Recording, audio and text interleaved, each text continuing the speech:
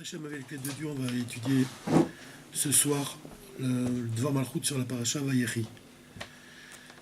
Et avant de commencer donc le cours, inspiré par l'enseignement du Rabbi, j'avais envie de raconter une histoire de l'épouse du Maguide de Mezrich.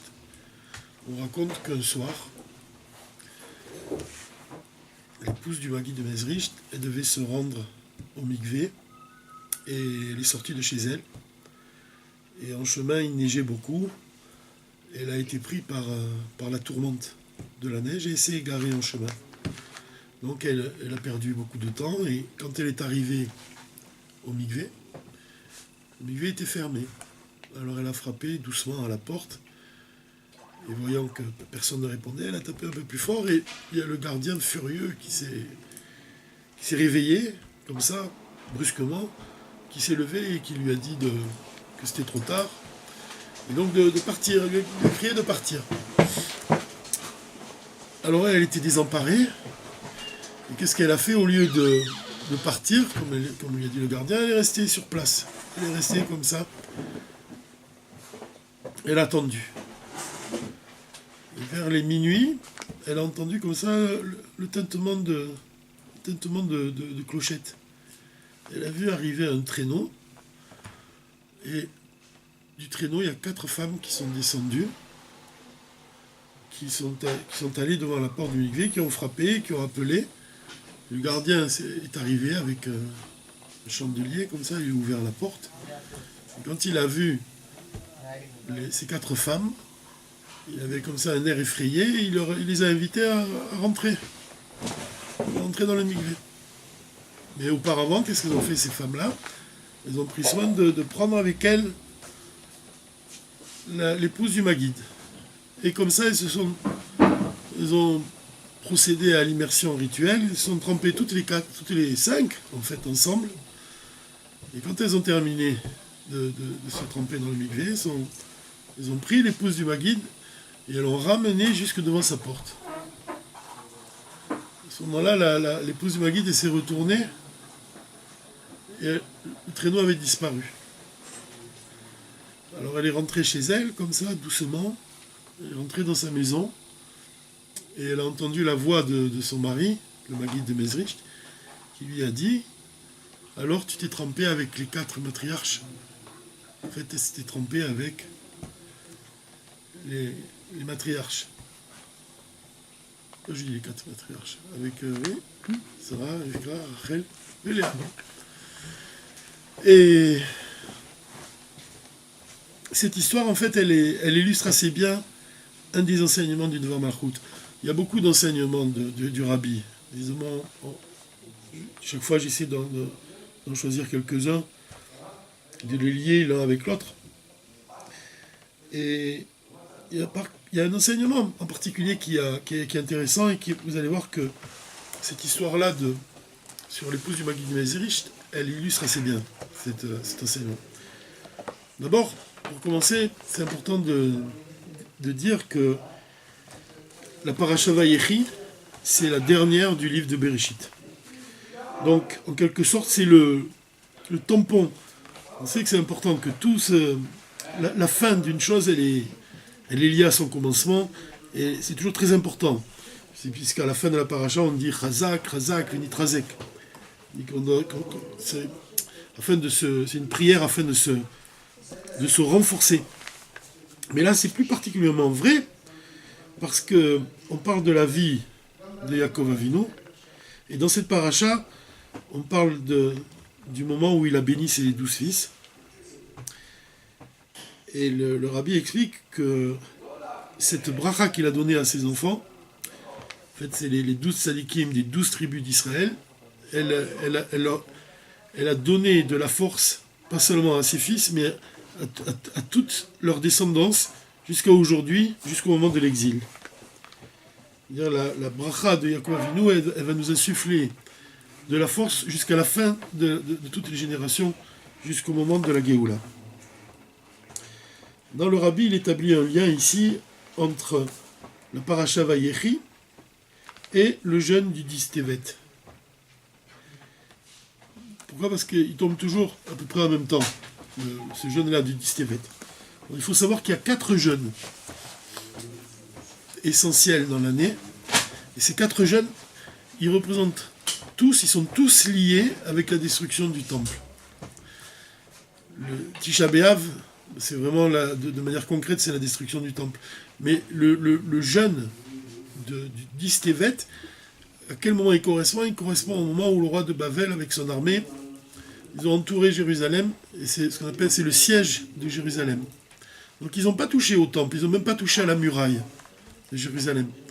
Seulement le fait qu'ils interdisaient les gens de rentrer et de sortir, c'est suffisant en soi pour que les sages ils décident d'en faire un jour de jeûne.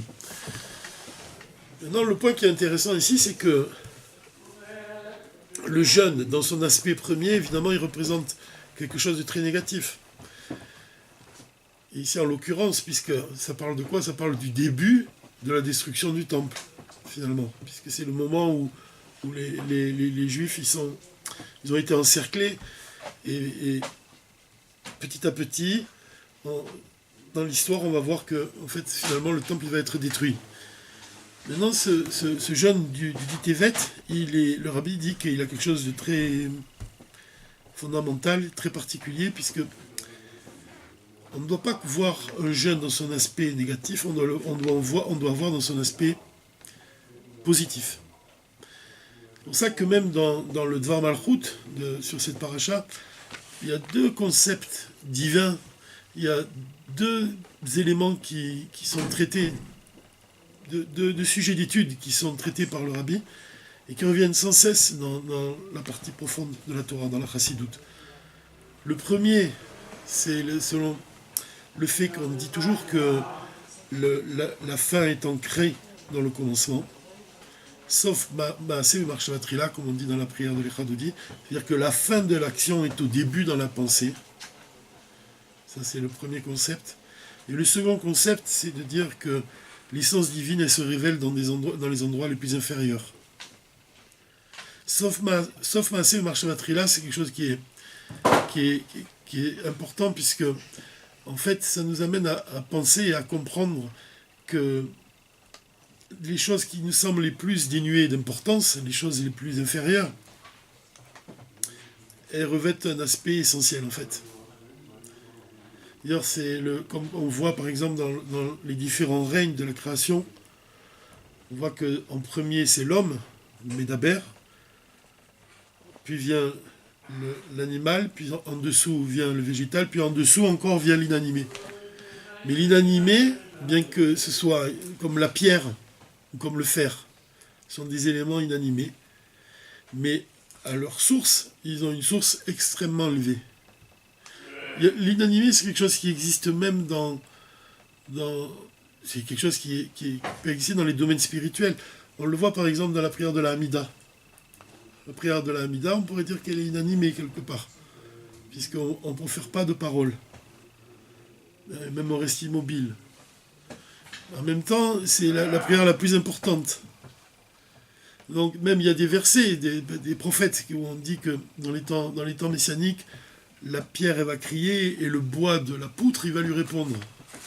C'est-à-dire, comme là, on dit que la terre sur laquelle on marche, au moment de la Géoula, elle va dire comment tu marches sur moi sans dire des paroles de Torah. C'est-à-dire qu'il va se révéler le niveau profond de chaque chose. Et ça, c'est ce que nous permet l'étude de la Chassidoute, c'est de saisir l'esprit profond de chaque chose. Alors même en ce qui concerne le jeûne du Distevet, bien qu'il y ait un aspect premier qui soit négatif, en fait, il a une importance particulière. L'exemple qui est donné par le rabbi, c'est l'exemple d'une graine. C'est toujours cet exemple qui revient dans la Chassidoute. On voit que si on plante une graine dans le sol, dans la terre, alors elle va se putréfier avant de donner naissance à un fruit, ou à une plante, ou à un arbre. Cette graine qui se putréfie dans le sol, c'est comparable à la destruction du temple. Ça veut dire que le temple, il a été détruit dans le but d'être reconstruit. C'est-à-dire que le stade de la destruction du temple, il correspond au stade de la graine qui se putrifie dans le sol. C'est-à-dire que la destruction du temple, c'est une partie de sa reconstruction.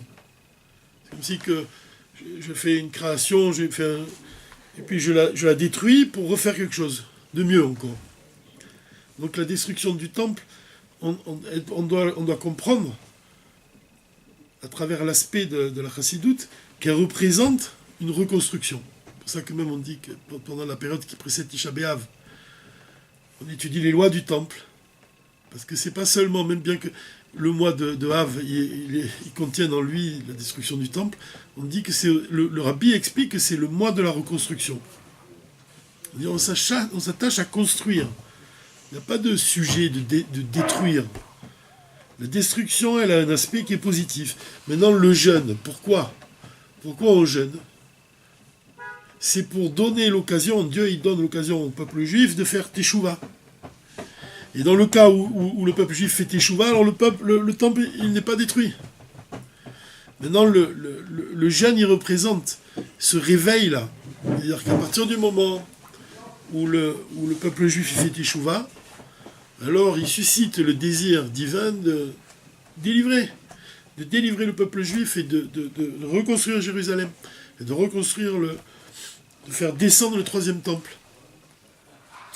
Alors c'est pour ça que le jour du Tevet, ça doit être un jour de Teshuvah. Comme il dit le Rabbi Rayat, il dit que immédiatement, de toute façon, le peuple juif va être délivré en un clin d'œil, par un clignement des yeux, et tout ça, ça dépend seulement de la Teshuvah. Comme il dit le Rabbi aussi dans un autre endroit, il dit que ce sont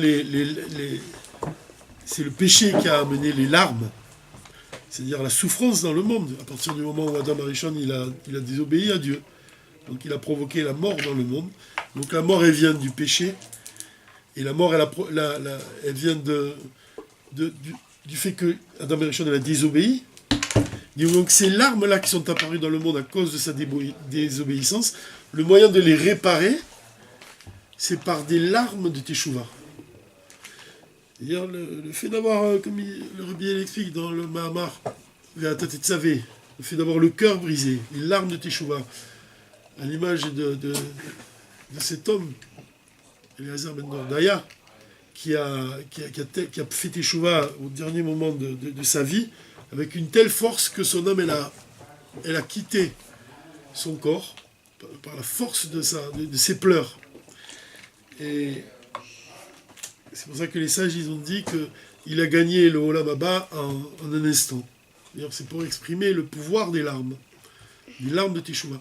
Maintenant, ces larmes de Teshuvah, elles vont provoquer des larmes de joie. Donc, quand le jour du dit Tevet, en définitive, le Rabbi parvient à la conclusion que ce jour-là, c'est le début de la Géoula. Puisque c'est le début de notre Teshuvah, finalement. C'est-à-dire, non pas qu'il représente la destruction du temple, mais il représente le début de la Géoula. Et ça, c'est le jeûne du dit Tevet. Maintenant, dans le Dvar Malchut, le Rabbi va établir le lien qui existe entre ce jour-là du dit Tevet et la paracha Vayechi. Quel est le lien qui les unit? Parce que c'est évident qu'il y a un lien. Là-dessus, le Rabbi il va expliquer qu'est-ce qui a détruit le temple, qu'est-ce qui représente, quel est le symbole de la destruction du temple. Il dit que c'est le fer. Barzel, en hébreu. Pour quelle raison? Alors, Rabbi Elazar, il explique, et c'est Rashi il explique la déclaration de Rabbi Elazar, et il dit que depuis que le temple a été détruit, il y a une muraille de fer qui s'interpose entre les enfants d'Israël et leur Père qui est dans le ciel. Une muraille de fer. Parce que le Beth Amikdash qui représentait le dévoilement de Dieu sur terre. À partir du moment où il a été détruit, il y a comme une muraille de fer qui nous sépare de notre Père qui est dans le ciel, qui nous sépare du Saint béni soit-il. Cette idée-là, elle est aussi exprimée dans le livre du Tanya, de l'Admor HaZaken, Rabbi Shneur Zalman. il explique, il dit que... Il parle de cette muraille. Il dit, qu'est-ce qui nous sépare de notre Père qui est dans le ciel, et pas seulement la destruction du temple, c'est nos péchés. C'est nos péchés qui nous séparent de Dieu. Une muraille de fer. Là-dessus, on pourrait expliquer que, quand on dit que, à propos du Mashiach qui voit entre les fentes des murs, on pourrait expliquer que chez lui, il n'y a pas de muraille de fer. Il y a des fentes, seulement des fentes. Il peut voir entre les fentes des murs. Il n'y a rien qui le sépare de Dieu. De la même façon, dans le regard d'un tzaddik vis-à-vis de son chassid. Il y a cette histoire qu'on raconte. En fait, c'était Sikha du Rabbi dans lequel il explique, il dit que quand Yosef il était en prison, et il a vu un jour un prisonnier, et il lui a dit « Tu as l'air triste aujourd'hui ». Et le prisonnier il lui a répondu, il a dit « Mais pourquoi on peut être heureux en prison ? Qu'est-ce que tu me dis ? Évidemment que je suis triste. Qu'est-ce que tu me dis de nouveau ? Qui peut être heureux en prison ?» Le Rabbi il explique, il dit que c'est pas que Yosef y voyait l'aspect extérieur du prisonnier, mais il voyait sa situation profonde. C'est-à-dire qu'il ne devinait pas seulement la tristesse qu'il affichait dans son visage, il devinait la tristesse qui se cachait au fond de lui. Et ça, c'est une explication aussi du fait que Mashiach y voit entre les fentes des murs. C'est-à-dire qu'il est capable de ressentir les besoins de l'autre, sans que la personne ait besoin de lui dire ce qu'elle ressent.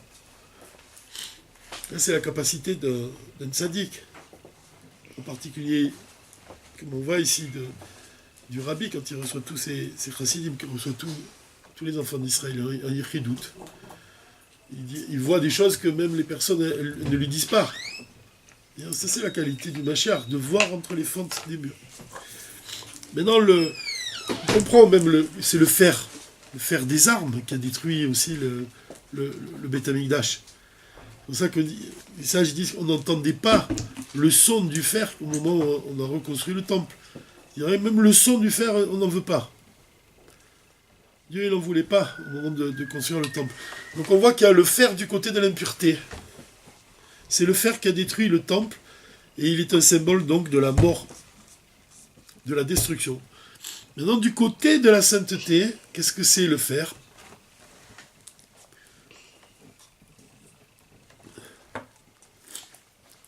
En hébreu, on dit le fer, c'est barzel. Dans la partie profonde de la Torah, on explique que barzel, ce sont les initiales, les rachetevot, de le bet, c'est Bila, le resh, c'est Rachel, le zain, c'est Zilpa, le lamed, c'est Léa.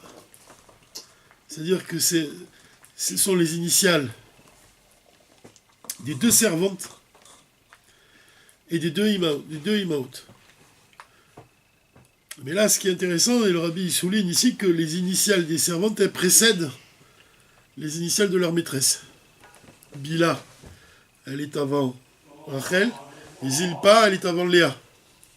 Qu'est-ce que ça signifie que les servantes, elles précèdent leur maîtresse? Ça, c'est un avant-goût de la Géoula. C'est-à-dire ce qu'on a dit au départ, que la fin d'une action, elle est au départ dans la pensée. Le stade inanimé, de par sa racine, il a une racine extrêmement élevée.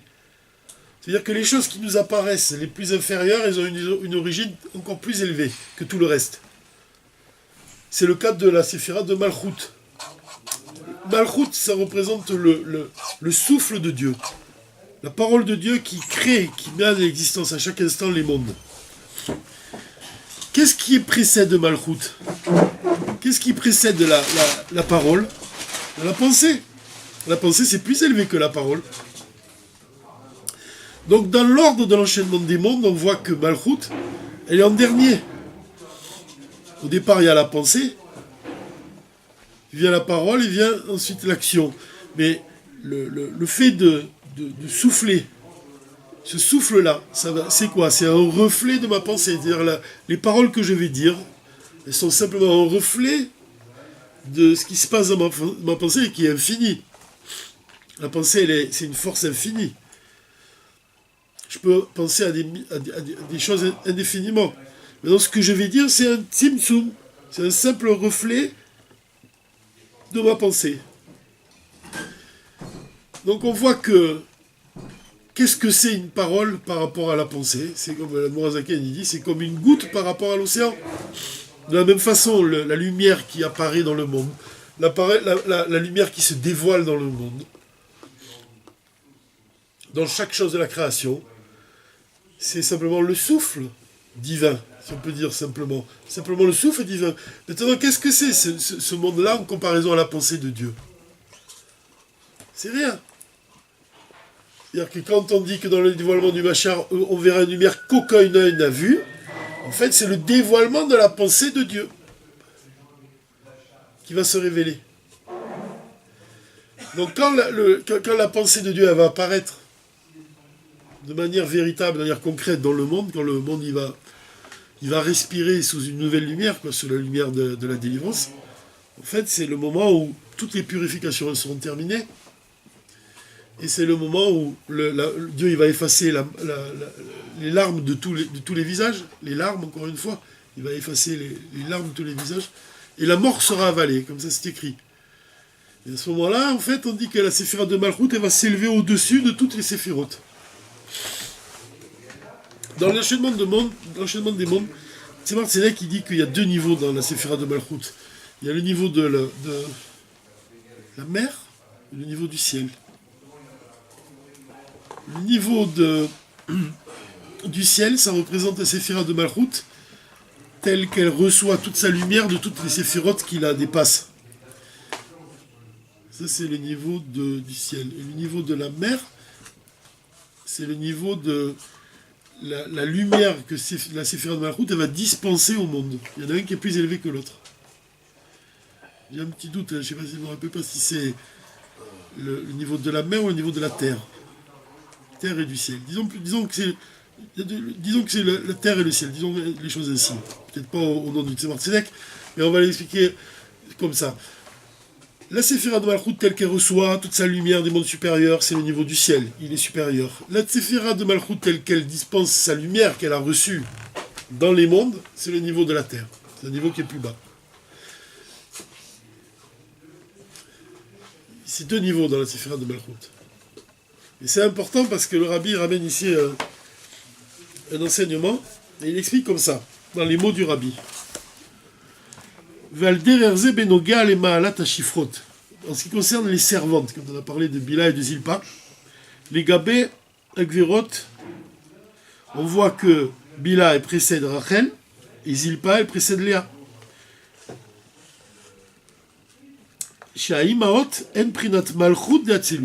Les mères, les matriarches, elles représentent la séphira de Malchut telle qu'elle est dans le monde d'Atsilut. C'est ce qu'on a dit, la séphira de Malchut telle qu'elle reçoit toute sa lumière des séphirotes supérieures. Va'ashifrot en prinat Malchut be'iridata lebia. Et les servantes, elles représentent la séphira de Malchut telle qu'elle descend, c'est le souffle divin qui descend dans le monde. Ve'alze ne'emar, et c'est à ce sujet qu'il est dit, le verset, tout le monde le connaît, ce verset, c'est un verset des Tehilim, Even Ma'asu Abonim, Aïta le Rosh Pina. Qu'est-ce qu'il veut dire littéralement ce verset? C'est le verset qu'on dit dans le Hallel. Le pavé négligé par les bâtisseurs est devenu la pierre d'angle. Le Metsudat David, il explique que ce verset il se réfère au peuple juif. C'est le pavé négligé.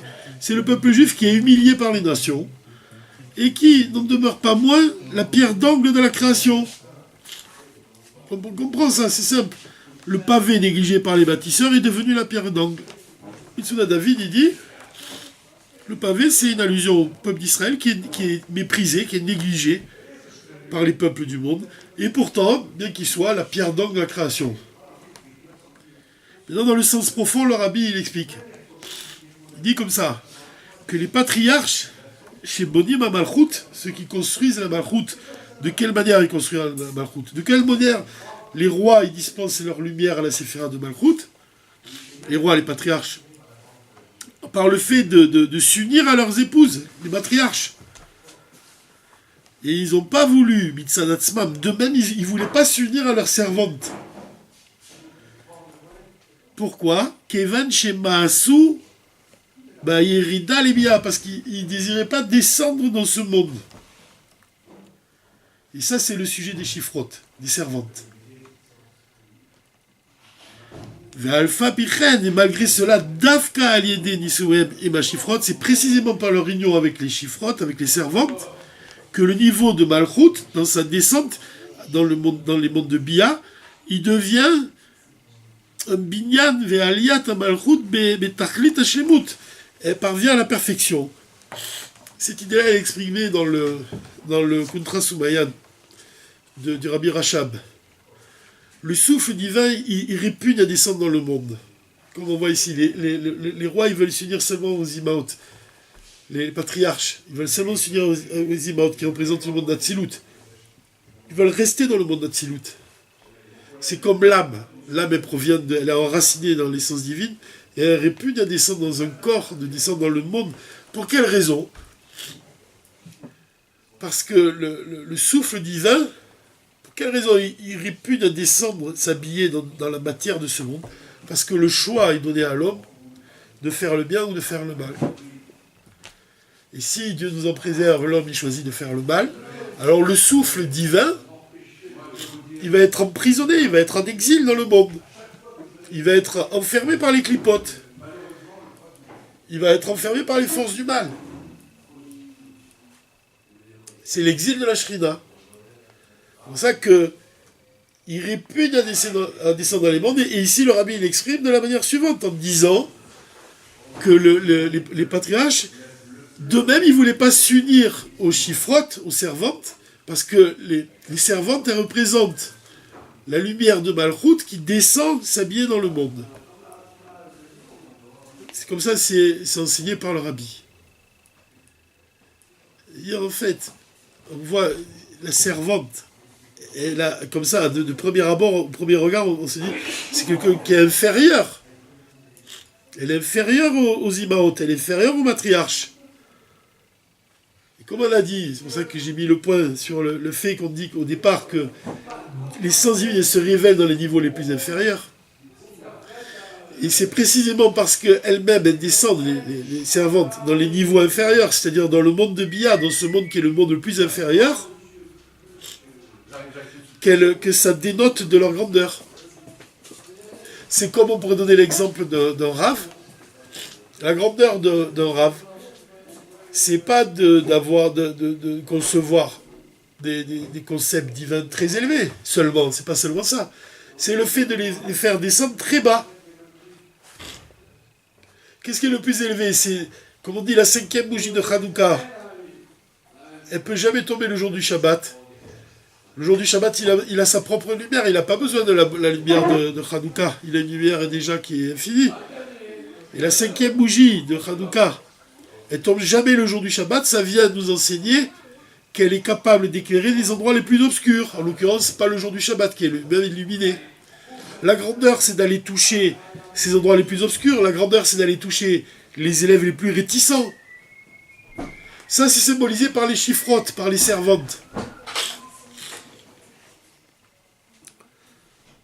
C'est pour ça qu'on dit qu'il y a les deux niveaux de Malchut. Il y a un niveau qui correspond, on a dit que le ciel, il correspond à la Malchut telle qu'elle reçoit la lumière divine. Et la terre, c'est représente le niveau de Malchut tel qu'il descend dans les mondes, dans les endroits les plus bas. C'est la différence qui existe entre les matriarches et les servantes. Et c'est la raison pour laquelle on voit que Barzel, dans les initiales de Bila, Rachel, Zilpa et Léa, on voit que les servantes précèdent les matriarches, parce que c'est une allusion à la Géoula. Puisque au moment de la Géoula, Malchut, il va s'élever au-dessus de toutes les autres séphirotes. Il va dispenser sa lumière à toutes les séphirotes de tout l'enchaînement des mondes. Ça s'exprime par le fait que l'inanimé, il va révéler sa nature profonde, sa source profonde. Ça s'exprime aussi dans le verset « Shetraï la Teret Baala ». Une épouse vertueuse, c'est la couronne de son mari. L'épouse vertueuse, c'est la séphira de Malchut, c'est le souffle. Le souffle divin, la bouche de l'Éternel. C'est ça l'enseignement du rabbi ici. Et pourquoi? On peut comprendre maintenant pourquoi on a raconté l'histoire de l'épouse du Maguide de Mezricht. Et on voit que l'épouse du Maguide de Mezricht, elle va dans la neige, elle se perd dans la neige pour aller faire la mitzvah d'aller au mikvé. Donc là, il y a une allusion aussi à cet enseignement du Tanya, dans le Tanya, à la fin du deuxième chapitre du Tanya. L'Admor Azaken, il explique, il dit que celui qui se sanctifie dans son union avec son épouse, les parents qui se sanctifient au moment de leur rapport, ils vont donner à leur enfant un vêtement saint pour la neshama de l'enfant qui va naître. Du moyen de ce vêtement, l'enfant il va appréhender le divin, et même c'est la source même de toutes les bénédictions qu'il va recevoir par la suite. Donc on voit l'importance de se sanctifier au moment du rapport. Et là on voit dans cette histoire que l'épouse du Maguite, elle sort de chez elle, elle n'a pas peur de la neige, elle n'a pas peur du froid, elle n'a pas peur de la nuit, pour faire la mise du mikvé, même si on lui refuse sa tâche. Vous pensez à l'histoire de l'Archon Ben Aminadav, hein. Elle marche jusqu'à ce que la mer s'ouvre. Et là, la mer s'ouvre de quelle manière? Quand le traîneau avec les matriarches, elles viennent. Et elle se trempe avec les matriarches. C'est-à-dire que l'épouse du Maguide, on peut la comparer d'une certaine manière aux servantes. À Bila et à Zilpa. C'est-à-dire qu'elle ne va pas au mikvé en traîneau. C'est une simple servante, si on peut dire. Et de nos jours, on pourrait dire, ça le rabbi ne le dit pas, mais on pourrait imaginer qu'à travers les lignes du discours du rabbi ici, comme on dit que dans le ciel, les premiers seront les derniers, et les derniers seront les premiers. C'est-à-dire ceux qui sont victorieux ici dans ce monde ne sont pas forcément victorieux en haut. Et le contraire est aussi vrai. Mais ça s'accorde bien avec cette idée-là que les gens les plus effacés, les plus simples, mais par contre qui sont les plus soumis, c'est ça la définition de la simplicité. La simplicité, ça ne signifie pas seulement le dénuement matériel. Ça indique surtout, la simplicité, elle indique la soumission, la plus totale. C'est pour ça que la pshitout, ça désigne, c'est le caractère de l'essence. On dit pshitout. Ça veut dire simplicité. C'est-à-dire ce qui n'a pas de forme. Mais quand on parle de pshitout, le rabbi dit que ça s'apparente à pachout. Un ish pachout, un juif pachout, un juif simple. Un juif qui ne prend pas de place. Comme l'arche. L'arche ne prenait pas de place dans le Kodesh HaKodashim. De la même façon, il y a des gens qui ne prennent pas de place dans le monde. Ils sont inconnus. Personne ne les connaît, personne ne fait attention à eux. Et pourtant,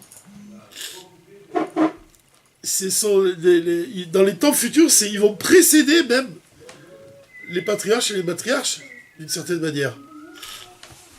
Ça, c'est l'enseignement qui est donné ici par le rabbi. Et de là, on peut comprendre maintenant, on peut comprendre le lien qui unit la paracha Vayechi avec le jeûne du Distevet. La paracha Vayechi, elle termine par la situation, on le voit par la suite, le livre de Shemot, qui vient juste après la paracha Vayechi, il va parler des difficultés du peuple juif en Égypte. Donc la paracha Vayechi, elle vient pour renforcer tous les enfants d'Israël avant l'exil. Avant leur exil en Égypte, et pas seulement l'exil de l'Égypte, mais notre exil à nous aussi, qui précède la Géoula. Donc il dit que ce renforcement, en fait, il nous vient de Yaakov. Yaakov Avinu. Yaakov Avinu aya Amiti Venitzri. Yaakov est véritable et il est éternel. Comme disent les sages, Yaakov Avinu l'omet. Yaakov Avinu, il ne meurt pas, il n'est pas mort. Vekoachze nitan les banav. Et cette force-là, il va la donner à ses fils.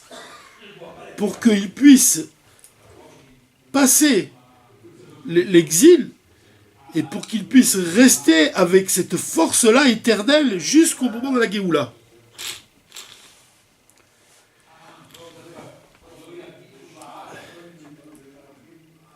Ils reçoivent donc, les Juifs, cette vérité et cette éternité qui était propre à Yaakov.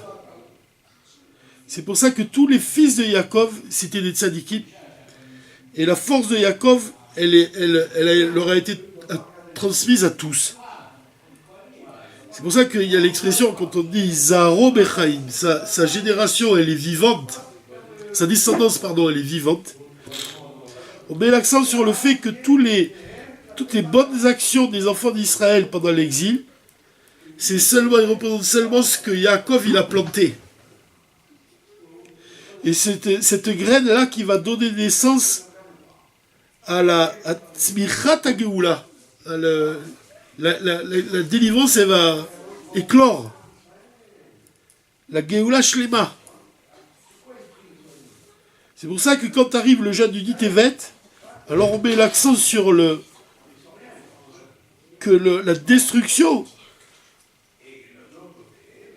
elle représente le fait de planter une graine. Comme on a dit, la graine elle se putrifie, elle va donner naissance, en fait, c'est la même chose. Donc le jour du Dit Tevet, on doit comprendre que la descente des enfants d'Israël en Égypte, c'était seulement pour les Zroa, pour planter la Géoula éternelle, pour planter la délivrance éternelle. Ça, c'est la vision de la partie profonde de la Torah.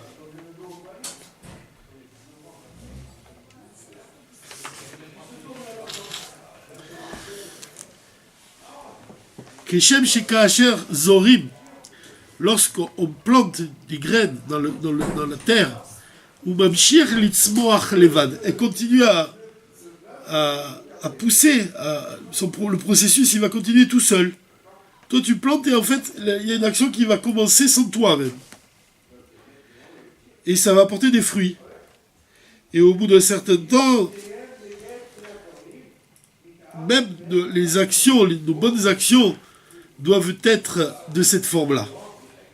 Que même après qu'on eut agi, qu'on a fini d'agir, une action en particulier, et même qu'on aille se reposer, cette action-là, elle ne se termine pas. C'est une belle idée qui est donnée ici.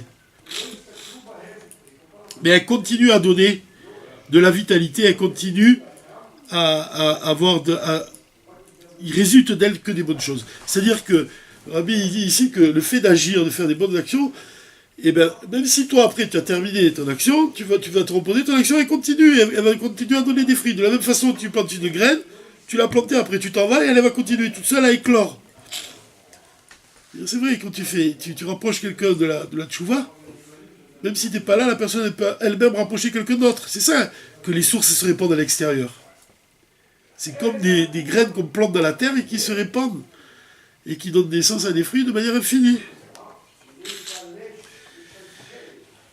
Alors, le rabbi termine ainsi, il dit que on doit tous dévoiler le Yaakov qui est à l'intérieur de nous. En fait, le Yaakov qui est à l'intérieur de nous, il dit ici, c'est l'essence de l'âme, puisque Neorech Nekudat Hayahadut, de dévoiler le Nekuda, le point de judaïsme qui est en nous. En fait, c'est le point de notre âme qui est lié à Dieu.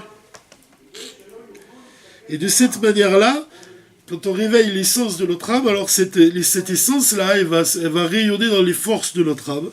Elle va pénétrer dans tout notre être, jusqu'au plus profond de nous, dans toutes nos actions, dans tous les détails de notre personnalité, jusqu'au Ekev Shebarigel, jusqu'au talon du pied, c'est-à-dire jusqu'à nos actions. Comme dit le Rabbi Rayatz, que toute étude elle doit être cristallisée par un acte. C'est-à-dire quand l'essence ne se révèle pas seulement dans le cerveau, mais elle touche aussi le cœur, et ensuite elle descend jusqu'à l'acte, jusqu'à l'action. L'Aïkar est l'essentiel chez Ken Navi et Tageoula Shlema, c'est d'apporter la délivrance finale. Comme il a dit déjà le Rambam, que par au moyen d'une seule mitzvah, on peut apporter la Yeshua, la délivrance, et Olam Kulo dans le monde entier. Vaz Nirhi Kulanu, et alors tous vivront, Kolam Israël, Bechaim Nitzrim, d'une vie éternelle. Ve'alvai, She'achlata, Levad et Osif, Mitzvot, Kedarouche, il dit que le fait de décider, d'ajouter dans notre service sacré, Tavik Var et Geoula, et bien de manière concrète la Geoula, Bepoal Mamash, de manière concrète. Veit Kayak Var Aliatam Shel Kol Ashmatim, et que donc toutes les tribus d'Israël vont monter Yachad im Moshe et Aaron, avec Moshe et avec Aaron, les Geoula Tashlima. Ou Bepashtut Sheiva It Kaftsu, Kol Am Israël, Kol Haolam, alors le monde juif entier il sera rassemblé Yachad im Kol, à Bate Knesset, ensemble avec toutes les synagogues chez Bechol Haolam, du monde entier. Imkol Sifra Kodesh, avec tous les livres saints, vers Kesef, et avec l'argent, Vézé, et cela al Adadim sur des nuages, Yachar directement en Eretz Israël, Yerushalayim, à Jérusalem, dans le Beth Amikdash, ou les Kodesh HaKodashim, dans le Saint des Saints. Les Kol Echad Yochal Lomar, et chacun il pourra dire, Ine HaMelech HaMashiach, voici le Melech HaMashiach, Ine Admor HaRayatz, voici l'Admor HaRayatz, Ve'ine HaKadosh Baruch Hu, et voici le Saint béni soit-il, Ve'nachgog Kulanu, et nous fêterons tous ensemble Yachad et Seudat Melave Malka, la Seuda de Melave Malka, Yachad ensemble avec David Amelech, Beit Amikdash, dans le Beit Amikdash, Berov Père Vehada. Bizrat Hashem, très bientôt et de nos jours. Excusez-moi pour le rhume.